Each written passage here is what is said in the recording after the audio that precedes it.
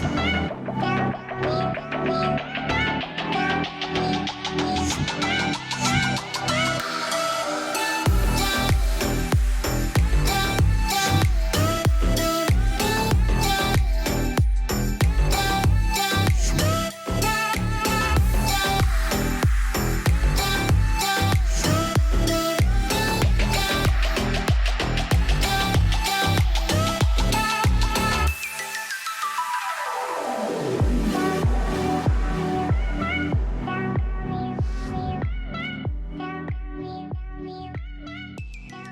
we recording for everything? I don't think we're recording, Cool. Are we? We're recording. Everything's going. Okay. Awesome. So, yeah, I think that, one of the most important things to talk about and a huge conversation in terms of just the world right now and, society developing as we've developed more personal awareness and stuff is just the whole nature versus nurture talk. And we've done a lot of extensive research over this topic, and, it's been fun. It's been really fun just like learning about, psychology and how that plays a part in everyday life And the human brain. our future, our past. And it's been a really interesting talk. So this will be an exciting one. And I think that, we're going to dive right in terms of ambition and drive. And so I just kind of want to hear from you two. Do you guys think that someone's drive and ambition comes from like their creation or like, their nature, like their genetics in a sense, or does it come from their experiences and the people who've impacted them in their life? Yeah, for me, so during this conversation, I'm gonna be kind of on the fence a lot because this is the one part that I didn't really create my own decision for. I'm just pretty much open to the idea, but I do think it's it really is both. The way you receive information and how you really digest things, that is how you're born, how you're bred, your genetics, how your mind is made up. I do think the way that you're able to, try new things and take on certain things and actually adhere information, that is very correlated to the way you're born. Because I can't receive certain information that you can because you're born a different way, But I do think that the majority of drive and ambition does come from from nurture, the way you're raised, the way you're brought up, who teaches you things, how you teach yourself. And yeah, just how you kind of create the space, because if you're not taught it and you're not learning, then, that kind of just has to be taught by you or someone else throughout your life. So you're saying that, just to recap, because I'm kind of on the fence about this as well, like you said. Yeah. So you're saying that somebody's drive and ambition is just their environment, pretty much. It's created from their past and their environment. Exactly. Yeah, it's a very opinionated conversation to have. I disagree, but go ahead. You don't think it is? Well, okay, I'm just going to throw this out there. So scientific studies, they've taken two twins, right? Okay. Twins are great for this because, That's actually, okay, that's awesome. they have pretty much the same genetic code. Mm-hmm. So they've taken two twins and... It is identical, right? They Yeah. do have the exact same? Yeah. Okay. So pretty much. But yeah, so they've taken two twins and they've been raised in the same environment. They have the same parents and stuff. And they've taken two twins and they've looked at them and their personalities and their drive and everything is completely different.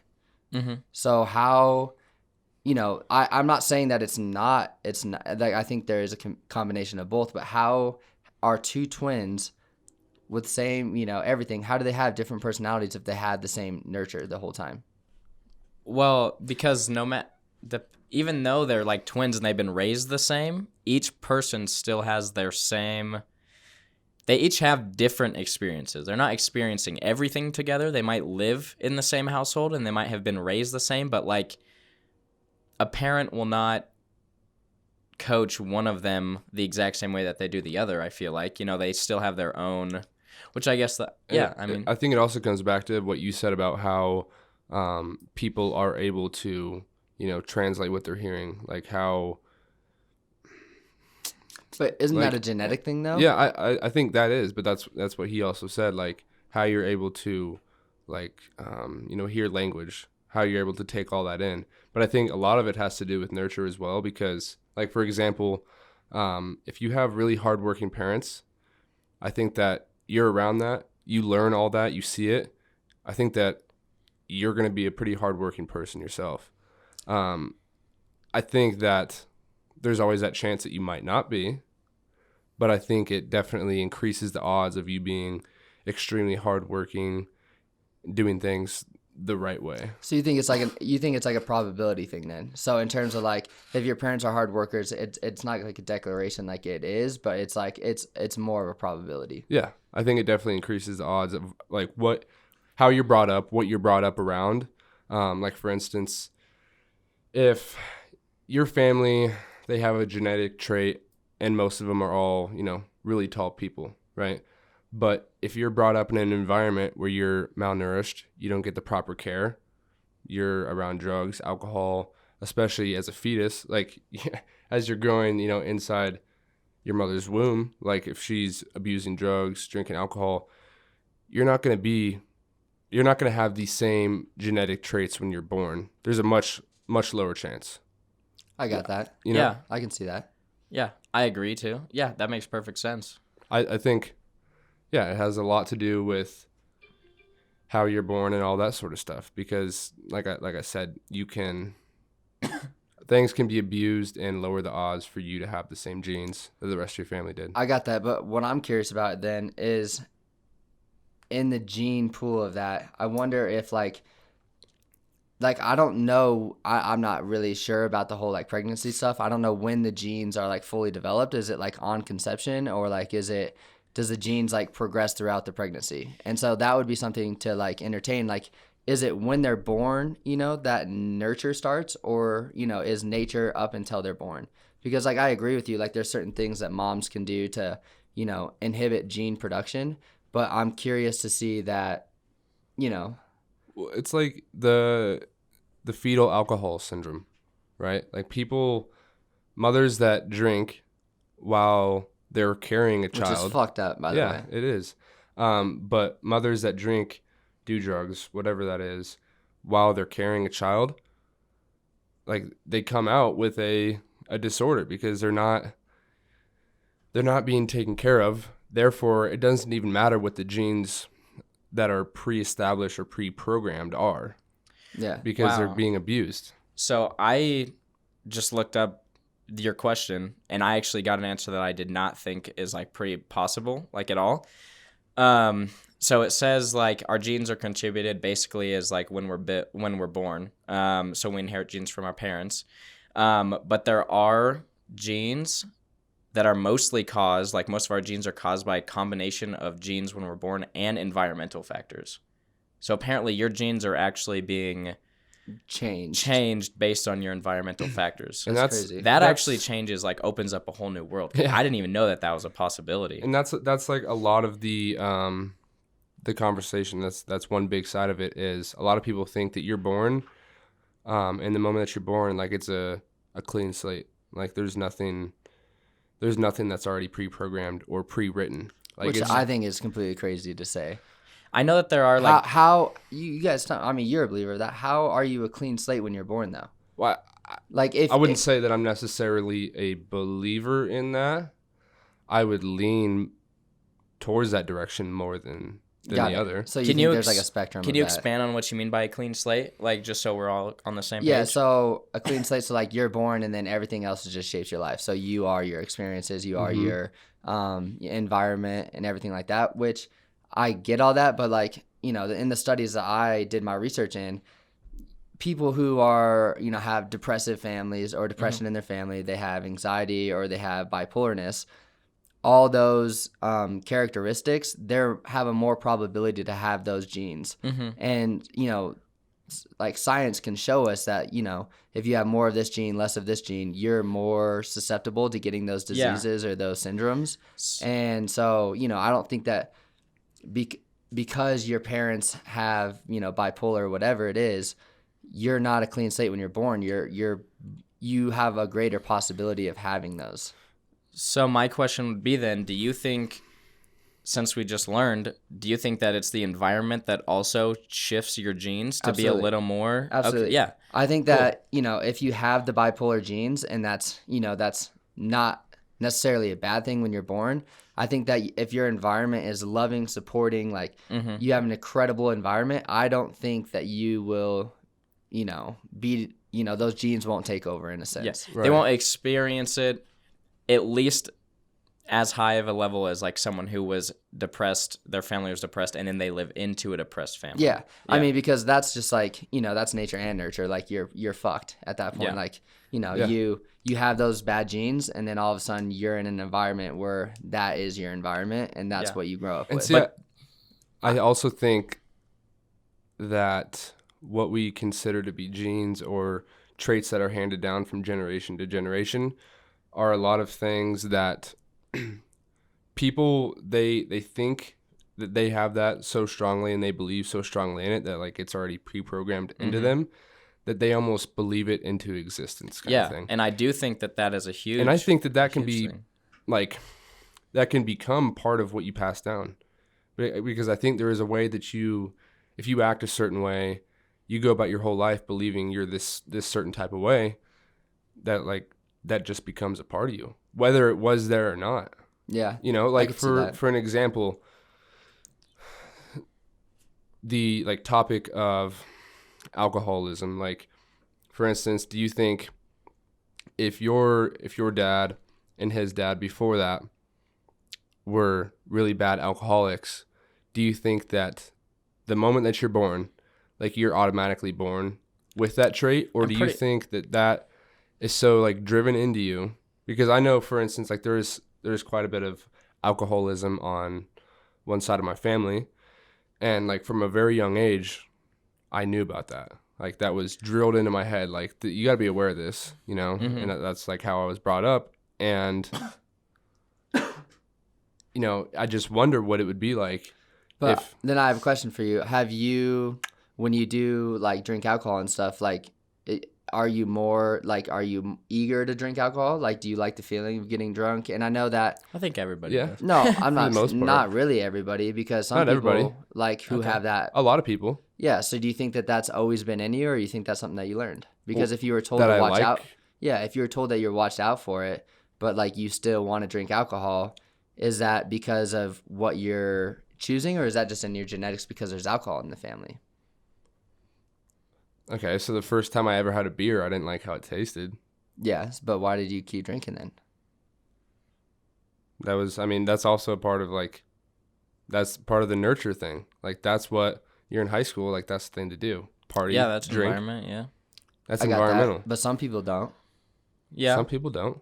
But That's their true. environment tells them that they should just focus on, like, and I'm not just saying like people that drink alcohol aren't focused on school or anything like that, but there's another group of people that,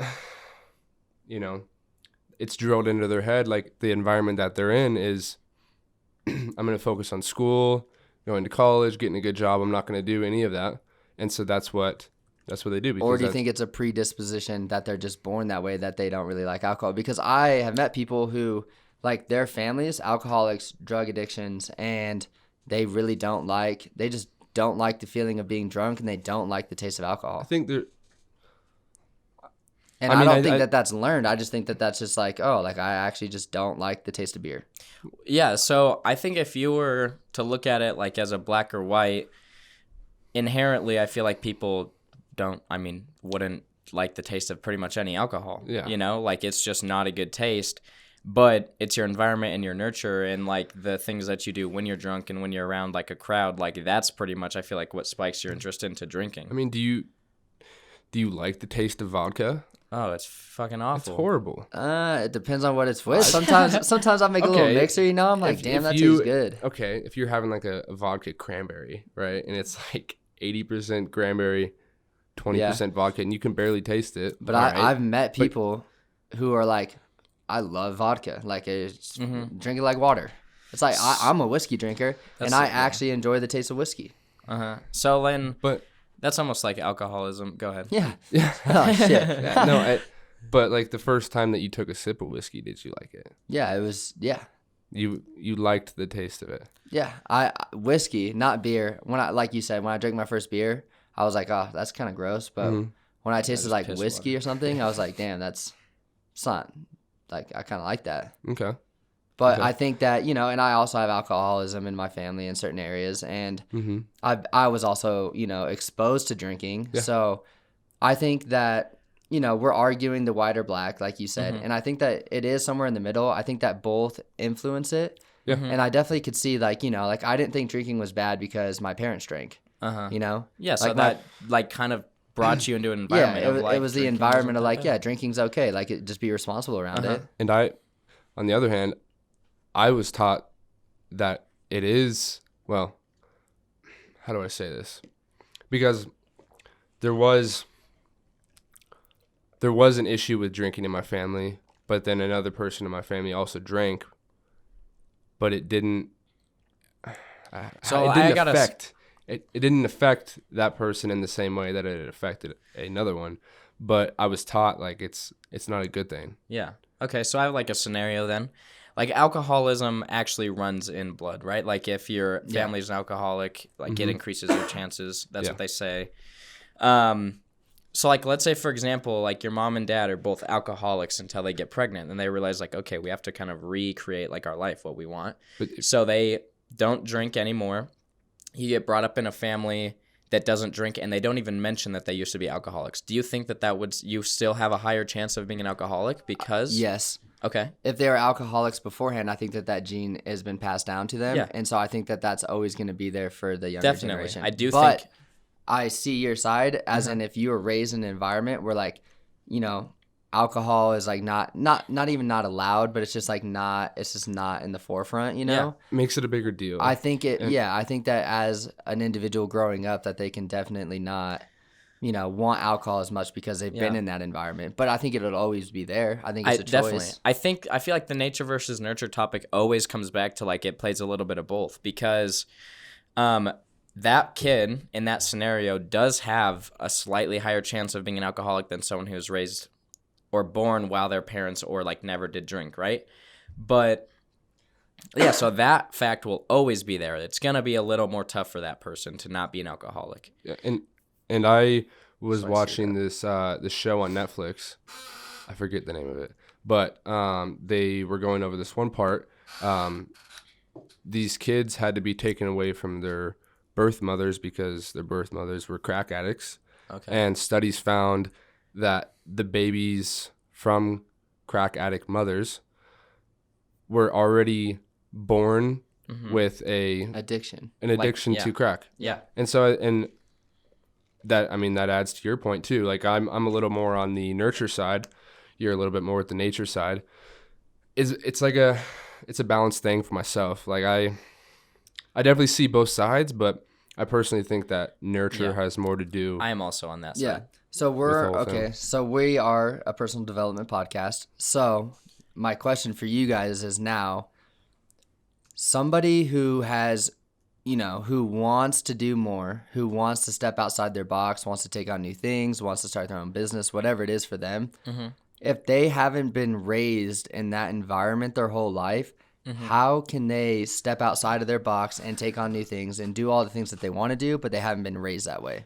Yeah, that's a really good point. I actually had this conversation with someone last night, and it's really just comes down to like how committed you are. I feel like, and if you're willing to take it on, kind of like the education and education versus schooling that we talked about last week. It's like, depending on how committed you are to living that life and to be an entrepreneur, then that's what it really ends up in. And I think entrepreneurial spirits are created everywhere. It's not just based on your parents. Like, just no matter what, people are created to be wanting to own their own business. But I also think it's something that can really be instilled in somebody. Definitely. Like the reason why I am very adamant about trying to like own my own business and stuff like that is because my dad and both my parents are extremely hardworking. My mom on one side is very hardworking. She works up at 2 a.m, works like 12-hour shifts 7 days a week. My dad on the other side does the same thing, but he's a farmer and he's an entrepreneur. He owns a couple thousand acres of land and stuff like that.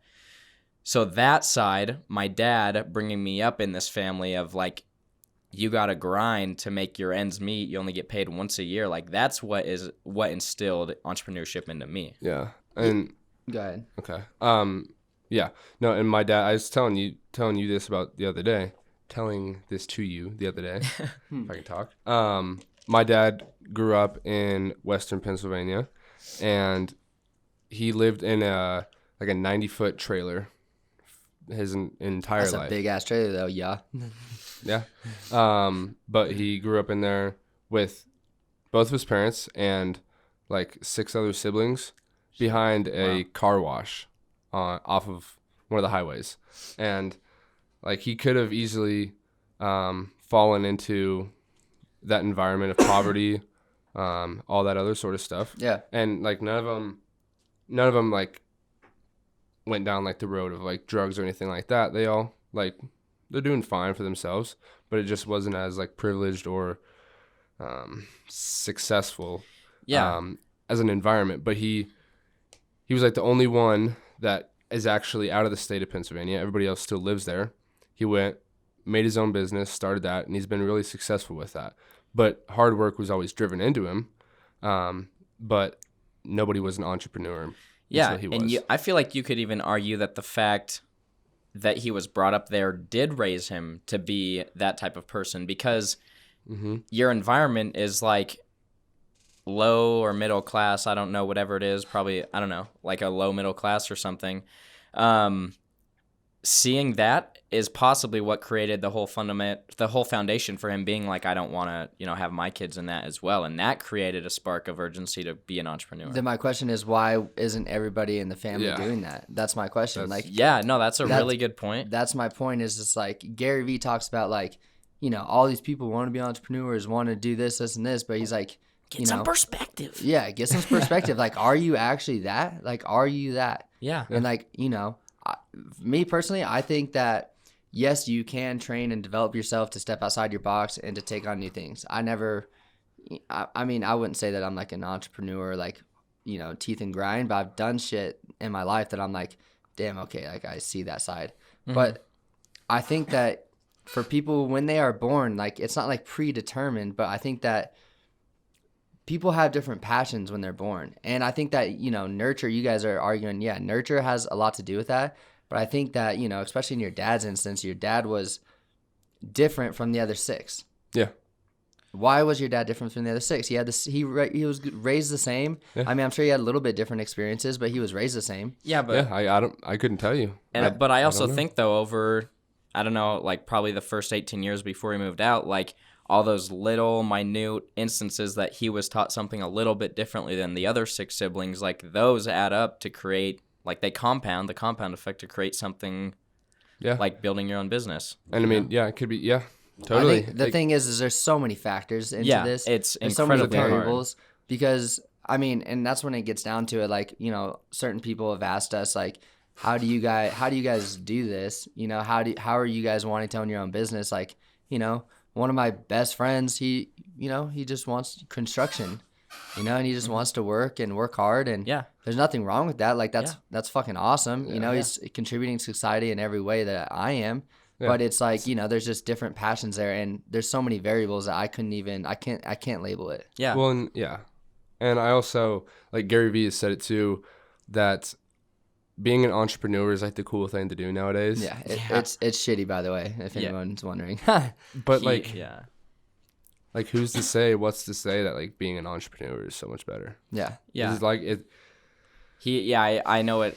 And I've heard him say that so many times. Like he was doing this before it was the popular, sexy, cool thing to do. Yeah. And the funny thing is I've been on both sides. I've been a 9-to-5 guy, and I've also been like a translusive, kind of do my own thing guy. Yeah. I will say this is entrepreneurship is not all that it's caked out to be. Like, it is it's definitely stress. It's fucking hard. It is hard. It is like lonely. Like, you're lonely. And, it's all these things, and it's really not all that glamorous, No. Like, and I'm not doing this for the glamour. We've all declared that we're doing this for a bigger reason. Yeah. But, there's no glamour in anything. Yeah. Really. It's just what you do. Yeah, my dad preaches about that a lot. Like, he tells me constantly, he's like, sometimes, when I'm grinding my ass out there in 100-degree weather for 18 hours a day, 16 hours a day, whatever it is, like, sometimes he's like, dude, I want to just give up and be able to just collect a check once every 2 weeks and like just do that. Know that my job is done. I did my duty. I did it well, and I did it better than anyone else. And like, I'll just collect a check. Like, let someone else deal with the problems, you know? Mm-hmm. But still, he comes back to being an entrepreneur because there is something gratifying about creating your own, like, just creating life, whether it's like in business or him, it's quite literally creating life. I mean, being a farmer, but like, there is something special about just the creation and enjoying the process. And like, you know, when I had my sound check business at the very I still do, but at the beginning, it was February of 2016. So about, I don't know, 3 years ago, like we would just grind for like 16 hours a day. And like during the time, like it's shitty. Like you're working a lot, but I look back and I miss the fuck out of it because there's something so spectacular about the grind. Like just getting to work, creating something, like that's you. You can put your name and stamp it at the end of the day. Like that's you. Absolutely. Yeah.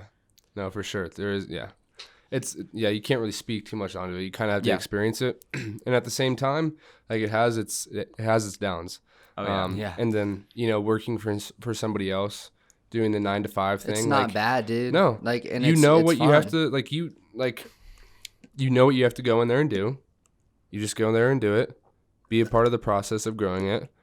And there's not too much like worry about like, oh, am I going to go bankrupt? Like, is my business going to fail? Yeah. You know, like it's... You know your pay. You Right. know what you're supposed to do. You get that done. You don't... You know, weekends, like, you get to do the things that you like to do. Weeknights, you get to do the stuff you do. Like, I don't remember the last time I've had, like, a free... Besides, like, taking vacations, I don't remember the last time I haven't worked on a Saturday or Sunday. Yeah. I know. I can't remember the last time I didn't work. Same. Yeah, and then, no, for sure. So there's good... I don't even say... good, There's, bad. no good, bad, right or wrong. It's just the like. Just fact is of what the there matter, is. Yeah. Yeah. And I think that, you know, people who maybe haven't, like going back to the environment stuff and everything, people who haven't been in that environment, my biggest advice would just be to step out of it and see if that's something that you enjoy. Because, you know, it's so easy to start a business now, and it's not, you know, there's not a lot of overhead. Like, you can just kind of start something, play with it. And I would just, for somebody who's out there who is not really sure if they want to do it, start it, still work your 9 to 5 or whatever you're doing, going to school, start it, see if you like that process and the game that you're playing with entrepreneurship. And if not, great. But if so, then pursue that passion. Yeah. I think that people are too caught up with like, oh, you're either an entrepreneur or you're a 9 to 5 job. Like, you're either a worker or you're a creator. Like, no, that's not the case. Yeah. We're all creators. You know, you're a creator at a 9 to 5 job, you know, like, and I think that it's important for everybody out there to distinct and just to know. Yeah. Yeah, no, I totally agree with that point about even if you're not being an entrepreneur, that doesn't take away from your creativity or anything. You can still be extremely successful working for somebody else. You can still make a lot of money if that's what you define as successful, right? Whatever you define as success, that doesn't, you don't have to put that in a box of, oh, I have to be an entrepreneur to be successful, have the life that I want, be fulfilled, any of that. It's capable no matter where you are, what you're doing. You create that. Yeah, it's all perception. Yeah. That's it. Exactly. Like, it's so, man, so tedious, but like so exciting. Like, just play the game, you know? Like, you brought that up. Like, you can work 9 to 5 and still be an entrepreneur. I feel like what most people think is like, when you're an entrepreneur, you have to be set on that path, which you can still keep your 9 to 5 job and try it out. Like, you know, see what works, take your passions and like really apply it and try and like make something out of it. If that's what you're like, if you always have like a thought of like, I kind of want to like try out and see how good it is. You don't know if it's going to be good or not. Like, try it out and see. If it fails, cool, that's the reality of it. There's nothing wrong. You're just back to where you were beforehand. Okay, cool, now you can try out again. Or you can say, hey, that's just not the life for me, and you accept that. Like, yeah, and you can be an entrepreneur and make $500 a month being an entrepreneur. My dad tells me all the time, he's like, it's not about how much you make, it's about how much you keep. Like, my dad is very successful, but after the first like 14, 15 years of farming, like, it was tough times. We get paid once a year at the end of the year, and like, he's like, dude, I mean, you're like, you probably make more than I do. Like, you keep more than I do. I have to hash out probably $8,000 a day. Like, just his land payment alone is like $1,700 a day. Like, it's insane. Yeah, it's a lot.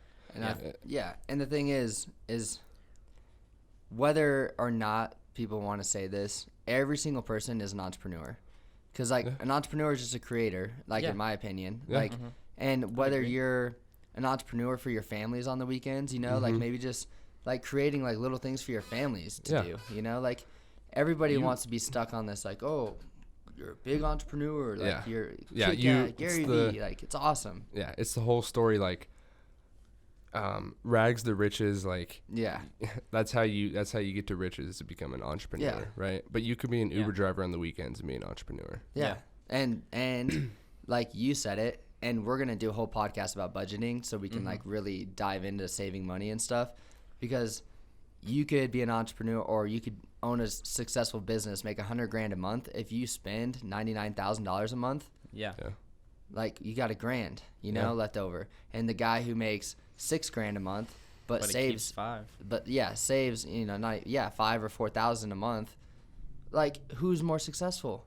Who has more money in the bank? Who has the freedom really at that point? Not the guy that's making $100,000 a month, the guy that's making $6,000. And no, and that doesn't, because it comes back to the whole thing of the whole money thing. Like, that doesn't make you more fulfilled either. I really like the point that you said, like what your dad said, it's what you get to keep, and like just having that satisfaction that you did that. But you can do that with anything. You don't have to be an entrepreneur to have satisfaction.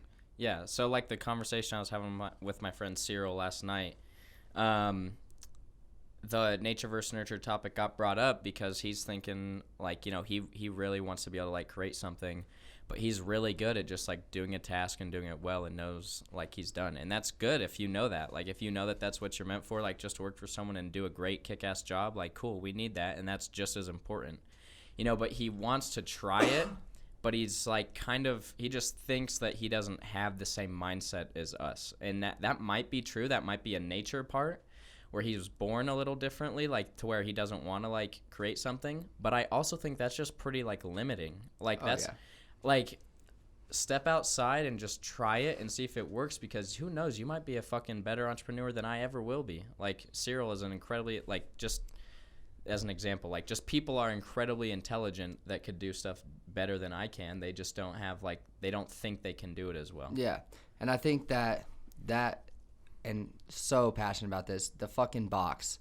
Like, we limit ourselves in this fucking box, and no matter what else is outside of our box, we never step outside to experience it. And that has a lot to do with nurture, because our whole lives people's been putting us in this fucking box. You're this, you're this, your friend says you're this, your family says you're this, and you're in this fucking box. Yeah, wow, that really correlates to nurture too, because depending on what people tell you throughout your life, if they say you're never going to make it, like, that really dampens the effect of how people are going to go about things. Yeah, and if someone's telling him that maybe he's not creative or maybe he's not like an entrepreneur, like, he's going to actually believe that and start shaping around that.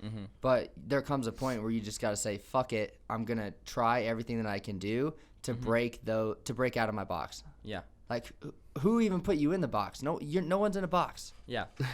No, you're not in a box. Are you in a box? Look at reality. Yeah, look out here. What's right here? Is there a box around you? No, that's like in your head. That's what's so important. And we've said this in the past, but language is just like probably the number one foundation of just like everything. You know, like if you're in medical school, you have to learn what a scalpel is called. It's not called a knife. You have to know where the pancreas is. You know, the pancreas is a small part, like on the wherever it is. I don't know. Like, you have to have the medical language in order to do it. Same with just everything. Like, language is so important. If you're told you're in a box your whole life and you think that, like, that starts to become a reality. Yeah, you speak it into existence. Yeah, or really you can say, you know, fuck that. I'm out here. I'm this, and this, and then you start doing actions towards that. Yeah. Then you are that. Yeah. No, people predetermine who they are, what they're gonna do before they even try anything. Yeah. Yeah. And I think this really leads well into like the point I was going to bring up, which is it's called cognitive dissonance. And so I'm sure a lot of people have heard this term, but cognitive dissonance it's basically like everyone has like thoughts or feelings and emotions that are very hard to be changed, you know? And depending on how strong it is, it's harder to change that opinion. So psychologist, his name is Leon Festinger. He first proposed this back in like 1917 or 1919, something like that. And he suggests that people have an inner need to ensure that their belief and behaviors are consistent and inconsistent or conflicting beliefs lead to disharmony, which people strive to avoid. And what happens is people end up deciding on one of the facts. Like they decide whether one is correct and the other one is incorrect. Yeah. And if you think about decide, the Latin root means to cut or kill off. So if you think of like herbicide, pesticide, decide, words like that, it means to cut off all possibilities except one. And like to me, that's just baffling. Like you should be open to accepting new things and like the possibility of thinking that like, hey, maybe I can be an entrepreneur. You know, like if you're told your whole life that's not going to happen, you're going to be living in this, you know, idea that you can't be an entrepreneur. Yeah. And I think the word decide, you said it kills off the other possibility. Yeah. When we do something, us three anyways, like we powerfully choose. Mm-hmm. And, you know, when you choose, it doesn't mean that the other answer is not right or wrong. It's just you're choosing to step out here. And then that gives you the choice too. If out here is not working, okay, I choose to go over here now. Yeah. Like, but when you decide, and that's everything, religion. I mean, we can see the problems in the world from deciding. Yeah, and you know, part of the research I did, they say that the degree of dissonance people experience can depend on a few different factors, but mostly it's included by how highly they value the particular belief and the degree to which their beliefs are inconsistent. I got that. Colton, do you think that's nature or nurture? Deciding? Yeah, like deciding your views and your beliefs. I definitely think it's nurture. CJ? You know, for this one, I would say nurture as well because, well, if you're, you know, if you're deciding like, how are you deciding that? Like, you're not. I don't think you're making that up on your own. Like that's already pre-programmed into you. You're deciding that based off of things that you've heard, things that you've seen, things that, you know, people tell you. You're making those decisions based on the evidence that you make out to be true or not true, whatever it is. Yeah, like so a perfect example is like my childhood growing up in a farming community. Like my family, as you can imagine, is pretty like Republican and conservative. Like they're very on that side. And so a topic of like climate change, for example, I was so against. I was like, there's no way it's true because my entire family would preach it forever. You know, like I didn't believe it. And then it wasn't until I actually like tried doing research myself and exploring the possibility that it is true is when I found out. I was like, actually, I now do believe that climate change like is a real thing. You know, and I did and that was based on nurture because my family and the people who surrounded me were all against climate change. I got it. And what I'm hearing too is going whole back to the deciding thing. I think that we're limiting. Everybody is so limited by their views and their, you know, decisions. But when you can just step outside of that and just even if you're pretending it and just making it up like the other side is true, just seeing that whole thing. Because unless you can see both sides and you could like powerfully choose both sides, how do you know if you're making the right decision? Like like you're just being run by your environment at that point. Like your nurture is literally shaping you to be a person that it is. And instead of like you can powerfully choose like, no, I believe this and I believe this and I believe this and this is why and this is why and this is why, because it's a choice at that point. Yeah. It's not like you're ran by your past or you're ran by your family who's telling you this or your friends. Yeah. Yeah. I agree. Yeah. And I can see it in my life. Can you guys see it? Like I can see it. I mean, we had a conversation before we shot this podcast, like with myself, how much like sometimes I get in my own head and I let things predetermine outcomes that haven't even I'll go into something and already have a predetermined outcome before I'm actually even in the situation. And do you know why that is? Because that's what I've your past been experiences, learned. Yeah, that's what right? I've learned. Yeah. Your past, and the trap to fall into that pretty much everyone does is that you allow your past experiences to shape your future, but the past or the future don't determine who you are. It's only right now, the second right now, and it's gone. That moment passed, like it's gone, and now there's a new moment. This is where I am right now. The future has no effect on me. Neither does the past. Like people always say, like in the past, like I was hurt or I was harmed or like I don't know, I don't want to throw an example out there because it might get too touchy, but like, show me that in reality. Show me right now that you were like abandoned or something. Like, you right now is not, that's like not how it is right now. You're like doing whatever it is right now, and you're not abandoned in this moment. Yeah. Yeah. And we, like our talk with you today, it's comfortable, right?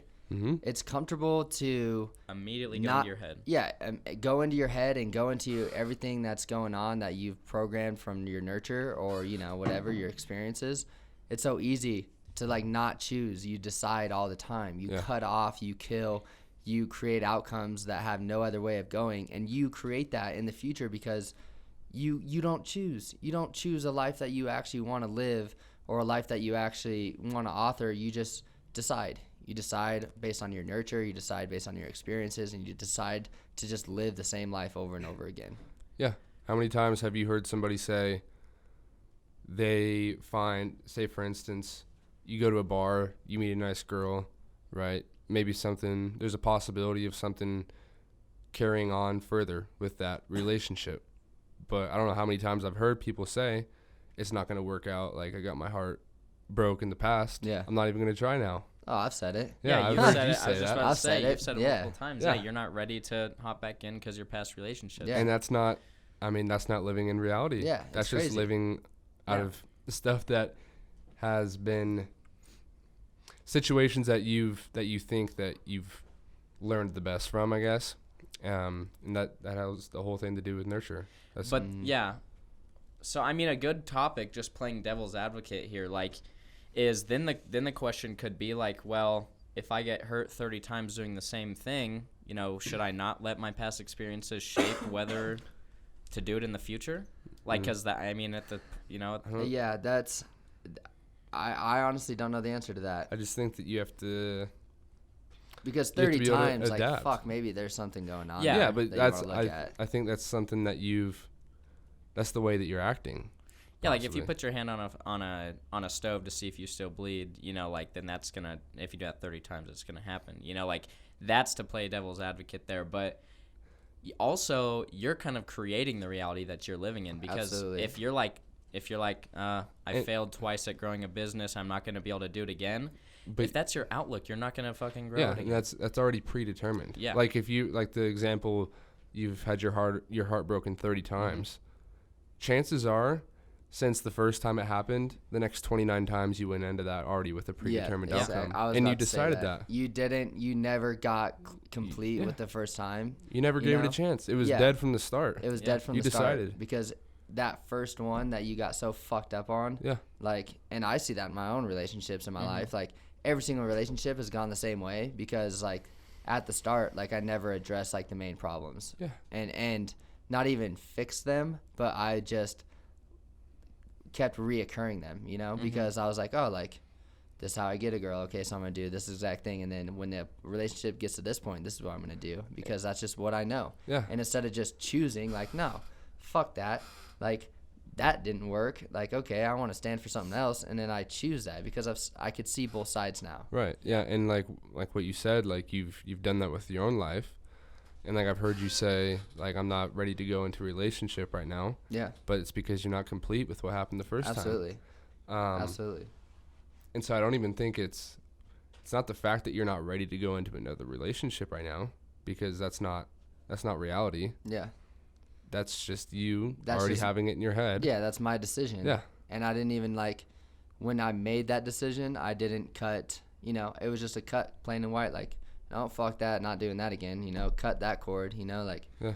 no, I'm just not going to enroll myself in you that. killed off the possibility of like having a sustainable, healthy Yeah, relationship. and I've after done it that. all the time, not even just relationships, Yeah, but there's friendships, like business, like I'm like, health, health, everything. yeah, like, and I think that we're at a really big topic right now is just like, it's your fucking choice. Yeah. Like you don't have to do any of it, and you can choose to decide and just cut it off. Like there's no problem with that either, or you can choose to say nah. Like okay, like got my heart broken. Now what? Yeah. Like what's next? Okay. Yeah. Like who else can I give my love to? That would make a difference in their life. Yeah. Imagine if human brains couldn't remember, every second was a new blank slate. Imagine like the possibilities that would be available. Like, Yeah. I mean, most people are in their. If you have like a 70, 80-year-old man, a majority of his life could be based out of something that happened when he was 10 years old. Yep. And he lived his entire life for the next 70 years based off of that one thing. Yeah. Yep. God knows how many decisions he made Yeah. based out of that one experience Yeah. when he was 10 years old. And it's not right or wrong. I No. just think that there's two different worlds you can live in. Yeah. Yeah. One is No. just much more powerful than the other. Yeah, I wouldn't even say that. I mean, that's kind of an opinion that you've discovered, but I mean, I wouldn't even say that.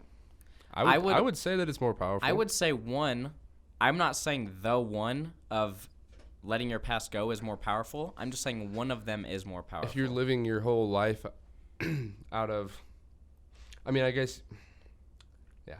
If you're living your whole life based out of something that happened when you were a kid, and say it made you fear a lot of things in your life, and you just lived your life out of fear, that's not powerful. No, I know there's different categories of, because what Yeah. if something happened in your life that made you No, for sure. There's like a fucking rock, like you can't be messed with because you're like, I'm never gonna let And that that's- happen again. but you're not being vulnerable then, and I think that's a big thing, to be vulnerable. Like Yeah. what we've learned, it's good to be vulnerable. yeah. Yeah, Right? it is. But no, I think, and I've said it on a past episode too. Like I think you can let your past work for you in a certain sense if you let it in a good way.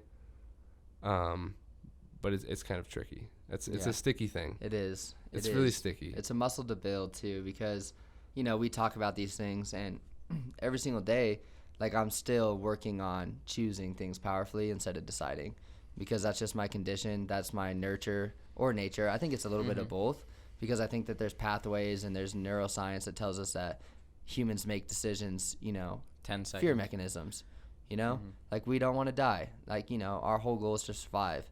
So that plays in, and then my whole environment has been shifted around like, do this, do this, do this. And so like, we're fucked. We're fucked, And so once you just realize that you're fucked, then you can just like step outside of that and be like, okay, like I'm fucked. Like I have to make sure that every decision I'm making is a choice and not just I'm fucked, Yeah.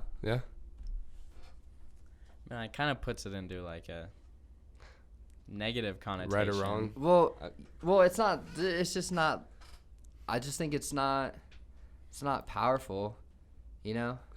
No, it's like it just like my mom's a Republican, so now I see everything that she sees my whole entire life, and now I'm a Republican. yeah. Why can't I just choose? Why can I not just choose for myself? Why can't people be individuals? Do you think that's brought up then from nurture then? Yes. You're not born You're not into born being a a Republican or a No, Democrat. yeah, unless you're Donald Trump's son, right? Yeah. Wow. just little hands, just the little hands, You fight. You're fired. Man. You're just like your father. No, but I mean, it's, I no, you're not born a Republican or a Democrat, but I definitely think that I think you're born to like a weird sense of just like trusting your parents. I don't know if that's nature or nurture. Like, if your I don't know. parents believe a certain don't think way, so. like you're kind of just born to trust them. No. I don't You don't think so. think? Because if you're born, and the moment you're born, you're given up for adoption, and you're adopted by not your birth parents, and say you never know, like no Yeah. one's ever told you. Yeah, No one has ever told you. I could see that. You don't. How are you going to know the difference? Yeah, I could see that for sure. Because if you're like adopted into a gay couple, you would just be raised as in that's okay. But if you were adopted into like a religious straight, like, Like That the hard typical cut yeah, and then dry, you're gonna like associate yourself with that group. And it Yeah. all comes to like communities. Like there's groups, you're born into them, and like there's no bridges between communities because everybody's just stuck in their own views. Like, kind of like you said, the cognitive dissonance. Uh-huh. And our Bunch of communities and boxes. groups now are stronger than ever. Yeah. Like people have fucking beliefs and they do not change. It's a bunch of boxes like we were talking about Yeah. earlier. Yeah, and And then basing off that, you then have what's called inattentional blindness. And what happens is you get created blind spots, not of like vision, so not a literal blind spot, but of perception and awareness. Because you can be looking right at something and miss it entirely because you have a limited cognitive bandwidth at any given moment. So if you're focused on that one thing, you might miss something else completely entirely. And that's a very small example, but it's played throughout your entire life. Yeah. Like constantly, I will be closed off to a lot of things because the way I was born and the way I was raised, have limited me to a lot of certain things where I'll have to like decide and cut things off as opposed to like being open and actually have a cognitive bandwidth for it. Yeah. And I mean, you guys know more than anything, like the project that I'm taking on, now in the next couple months, like that was not me. Like catch me 6 months ago, you would like, you'd be like, this guy just smoked crack and he's going on an adventure, know? Yeah. And like, see, the crazy thing is like, with what I was just saying, the cognitive bandwidth, that is determined by nature, the way you're brought up, because certain people have more bandwidth than other people. Yeah. And that kind of predetermines whether or not you're able to accept and hear certain things rather than other things. Absolutely. And then it's a never-ending circle, it sounds like, You said how people accept things. Yeah. So you think that like say you have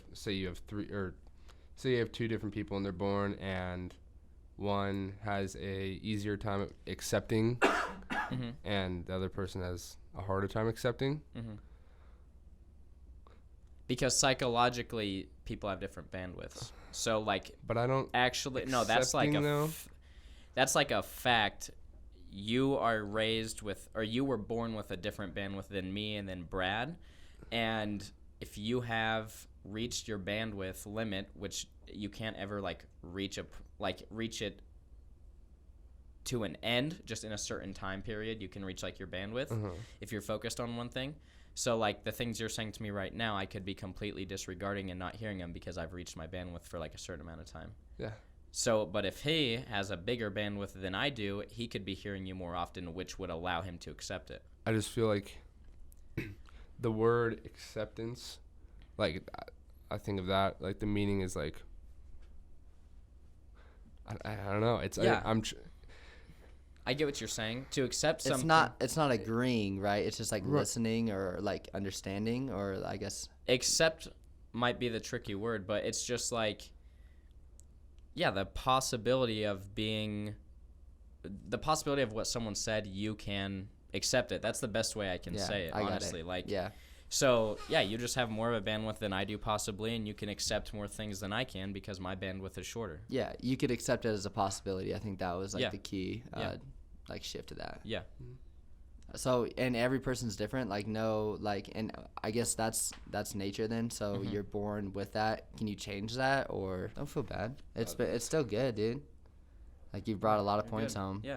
Why? You brought a lot of points up with your dad and shit. Dude, I'm sorry. I feel like a goddamn fucking You're good. Just emotional roller coaster fucking constantly. Yeah, it's okay. Don't get don't make that bad. Yeah. That's how your nature, bro.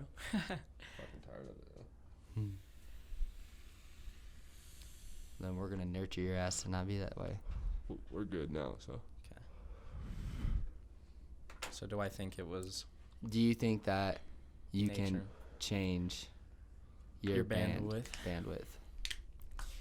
So, I mean, that's tricky because I honestly just don't have enough research to say whether you can or not. But if I had to guess, I'd say you probably can't change your bandwidth. You don't think? Because I think that I've been way more accepting to things that, I think my bandwidth doesn't even exist anymore. I can accept everything. Well, yeah. I think. Go ahead. Like you said, 6 months ago, you weren't accepting to something, but now you're taking on a big project, and now you're accepting around that whole topic. Yeah, and I think that it's even more than just that, like the community that I'm reaching out to.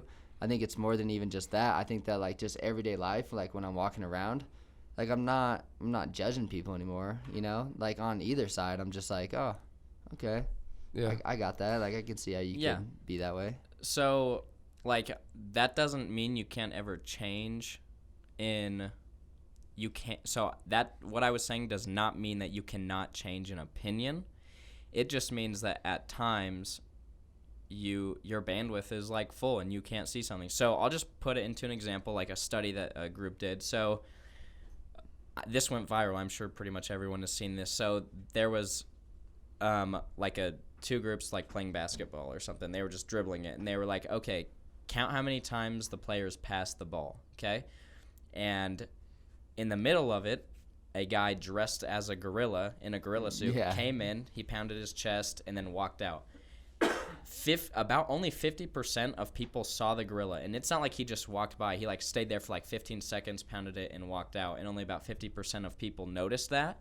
It's because they were so focused on how many passes there are, and that was what they were looking for. That was their context, is how many passes are there, that they didn't even notice the gorilla. And it's because their bandwidth was at like a peak at that moment where they were trying to figure out how many passes there were.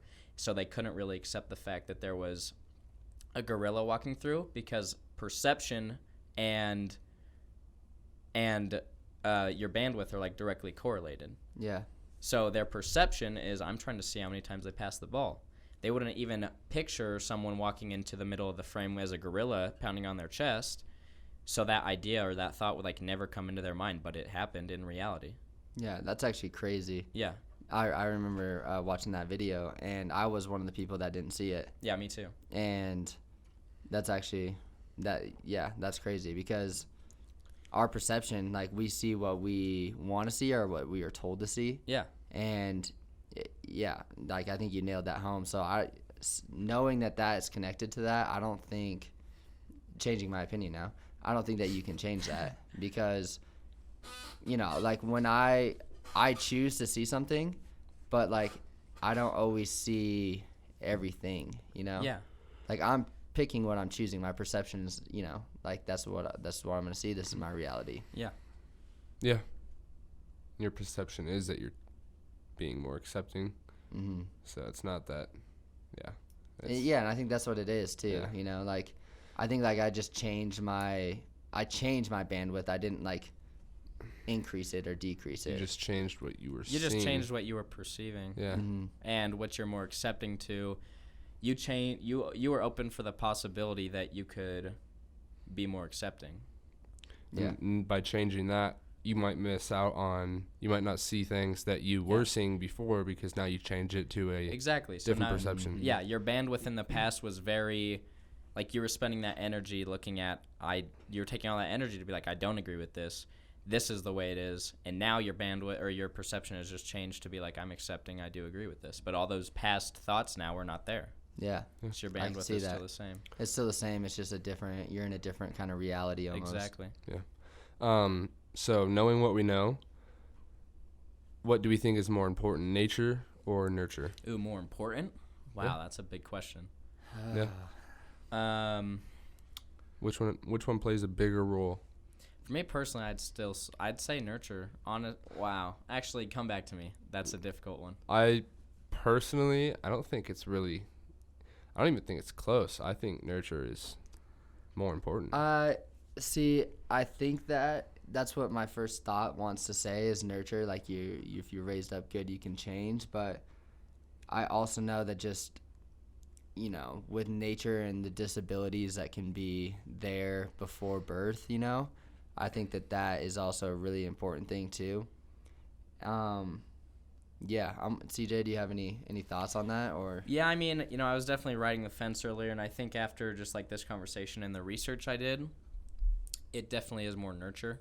Because you can change circumstances, you can kind of do things throughout your life that kind of, dictate how you want to end up. Yeah, actually 100% nurture. Like, pretty much all the things that I believe in, and not because I didn't want to change my belief, like I was open to the possibility of changing, but just, yeah, like I think anybody can change, and I think that there's a real possibility that the way you're brought up and what you can do even after you're brought up, like when you're just raising yourself, like, yeah, can change all the time. I definitely am 100% on the nurture side. And I'm going to go 100% nature, because thank you for sharing. 100%? Yeah, 100%, because you're absolutely right. Like, I think that it's easier for people to change in their environments and in the actual world than it is to change like their genetics.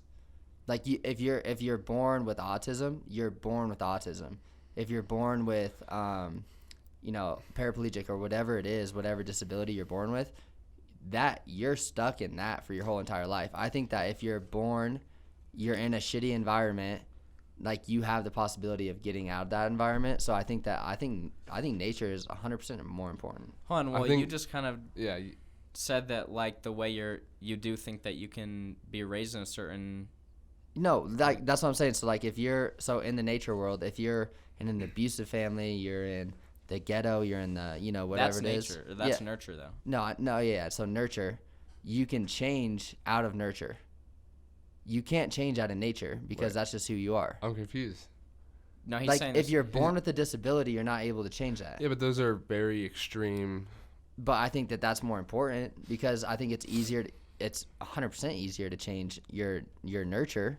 Yeah, so I think you're saying nature plays a bigger role in a person's life, but do you think he's saying nature plays a bigger role because if you're born with like a disability, you can't get out of that. Like that's true, and if you're born a certain way, you're going to be more accepting rather than if someone was born with autism. But nurture. But I feel like, yeah. No, I just feel like if you're born. And I'm not saying that I'm not saying With- autism or anything is bad, but I'm just saying like they'll have limits, like you're gonna have more limits, if you're born and you can't walk. And I'm not saying that like limits, but like you're just not gonna be able to walk. That's your only limit, Like I don't think that. I feel like it's a perception though, also. Yeah, I could see that. Now that I'm saying it, I can see it. Because This topic's just crazy it because is. like That's why I can't it's even. literally all perception because I mean I could go ask somebody who can't walk and they're like, nah, dude, like, That's not. I That's not a fucking love it. limitation. Yeah, it's not. They describe that as not a limitation. Exactly. So, Yeah, exactly. but that's the box that we already put ourselves Yep. in. And that's the box that I put them in. Yeah. Wow. Like just now I did. Wow. And I just came to the fucking realization of that. Yeah. Like, that's insane. Because you're right. Who says that's a limitation? No, yeah, I did. That's You know, not nurture, because- though. That's because- what everyone else says, though. No, I know, but because I put them in that box, and now that they're in that box for me, like they can't get out of that box. Like Yeah. you see how that was. Yeah. And Well, that was a reality for you. No, I for know, a and long I'm time. actually like it's crazy for me because like that was just like that was up there. That wasn't like No, that's subconscious. That's Yeah. part of my box. Yeah. I just got that too. And just really quick, that's called fomenting a crisis, Yeah. which directly correlates with cognitive dissonance. Yeah. Not necessarily us, but you or whoever just did it, like we fomented a crisis because that's how you recreate a Yeah. thought Yeah, out of that's- something that's that you're so insane. strongly believed in your whole life. Yeah. Like we made that right or wrong. Oh, absolutely. I And- put limitations on a group that Yeah, that don't have limitations because if you're born, no matter what you're born with, you have no limitations. Yeah. Right. Yeah. You're just born. Like that's just. Yeah, that's just This a is what reality. you are. And their perception is they don't know anything else, so they don't even Yeah. know if they're limited or not. Yeah. The only person that's telling that How- they're limited is the environment. And Yeah. the only we Yeah. can't say if they're limited just because they can't walk. Like that's just how we've perceived everything to be. Like that's the normal way. Like that's the correct way. Yeah. Is like So I'm gonna change my answer. All right. I'm gonna go to nurture because think about it. If we lived in a world where everybody actually believed that they're not limited, which in reality they're not limited. yeah. The only thing that they can't do is walk. Yeah. That's the only thing they're limited in. And that was nurture making us believe that was a limitation. Yeah. Yeah, absolutely. Yeah. And language Who's- around yeah. it. It's- Wow. So- Yeah. Who says Wow. that they're limited besides the 99.9% of people that can walk? Like, Yeah. yeah, to them they're not limited. It's just the world they live in. Yeah, It's the and I reality think for 'em. that if we could have changed the nature or the nurture, around that because I think that a lot of times people actually start believing, like people who could walk and then like can't walk.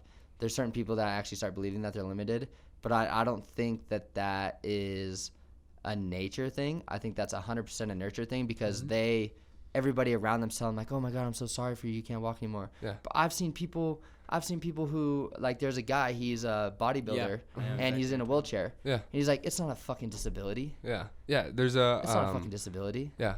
There's a show on ESPN. It's called like E60. It's those documentaries. Yeah. They're pretty crazy. But there's one. He's a high school football coach now, but he was born with no arms, no legs, and he has to ride around in a wheelchair all day. He has to have someone, look after him, take care of him, brush his teeth for him, feed him, all that sort of stuff. But they were interviewing the head football coach at the high school, he has his arms and his legs, and he said this guy that doesn't have arms or legs, he can drop a play quicker than I can. And the guy he has an iPad pretty much with a stylus. He puts the pen in his mouth, draws up the play on the iPad. With his mouth, incredible. He can do it quicker than the guy with hands can. That's incredible. Wow. It's not that's not a limitation. 100%. Yeah. He just created for himself based off of a blank slate. Yeah. Yeah. It was a blank slate that he was born into. It was just nothing. And then he created everything from it. Absolutely. I can see that 100% now. Because you're right. Like, it's crazy. You can be born a certain way. It's what you create of it. Yeah. Absolutely. Yeah. And wow, like this conversation's actually shifted a lot for me. And like that, I mean, you guys saw that was a discovery because that's just my box putting other people in boxes. So I didn't even I got that's really present to that. Actually. Yeah. And I mean, this has been a great conversation, I think, and I think a lot of people are gonna get the discovery for themselves that we change the nurture. Like we all have the power as a community, as a world, to change the nurture of the future and of the connotations that we put people in, or we put people in boxes because of our own box. And I think if everybody is able to just step outside of that and maybe even just discover it once. Yeah. Discover it once to just know, like, holy shit, like, what am I doing? Like, why am I putting them in that category? Yeah. I think that the world will be a better place. Yeah. And I think there'd be more understanding. Yeah.